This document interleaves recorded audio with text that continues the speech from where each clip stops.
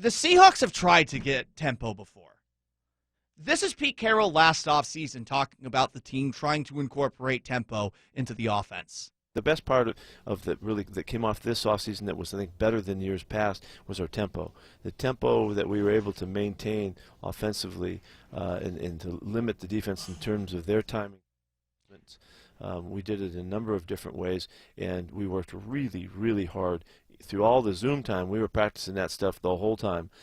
Guys were standing up in their living rooms and doing their footwork and stuff like that, and trying to get a grip for what we could do tempo-wise, and then we carried it through the camp, and it showed up in game one in a good way. That's September of last year, Pete Carroll talking with Danny and me when on the Pete Carroll Show.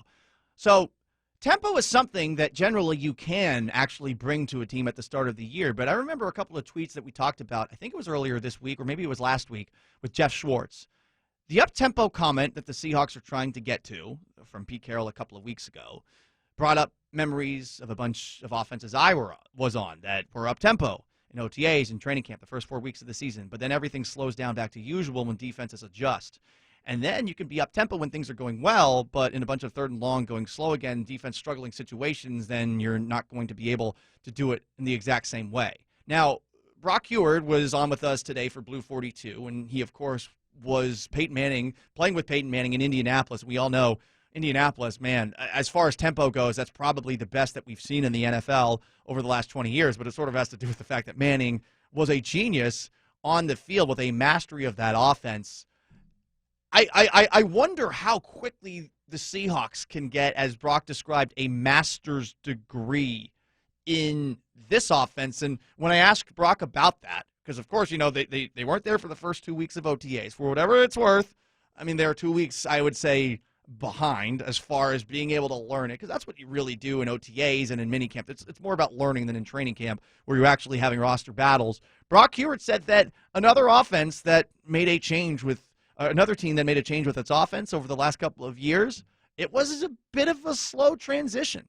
Green Bay didn't. Okay, Green Bay did not with Aaron Rodgers in year number one. And you felt the friction points, and he talked about it a bunch. I had them this last year in year number two, and it was pretty clear. It was no longer Aaron's system. It was no longer Matt LaFleur's system. It was a Green Bay system.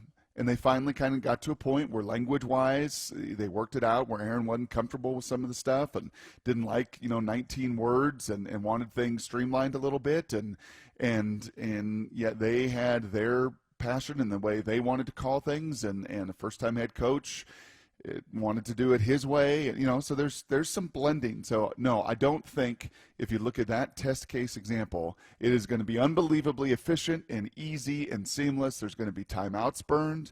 There's going to be a couple little friction points as they work with Pete, as they work with Russ to ultimately get it to be not Shane Waldron's system, not Russell's system, not a Shanahan tree system, but the Seattle Seahawks 2021 system. That is not going to be easy to put together. And while I am definitely optimistic about what Shane Waldron brings to the table versus Brian Schottenheimer, I am not making any assumptions whatsoever. And I do think that there will be a slow adjustment period for the wide receivers, because what's the wide receivers' mastery level with this offense at this point in time? Then on top of that, your offensive linemen, and of course the quarterback too. This is different. I mean, it feels for the first time that instead of just adapting the offense that they have, that they're really putting together something new. And I want to see tempo. Everyone wants to see tempo. No one doesn't want tempo with the Seahawks offense, right? No one wants them to just go out there and plod along all game long. No one wants it to be 1940s football. No one wants that. Anyone who does claim that people want that, they are making some sort of a straw man argument. But it's not going to be as easy, I think, as we all believe it will be. I don't think it's going to be seamless. And look, you heard it from Brock there. And you've heard it from Pete before. They've tried to do this in the past. Hopefully this year is going to be different.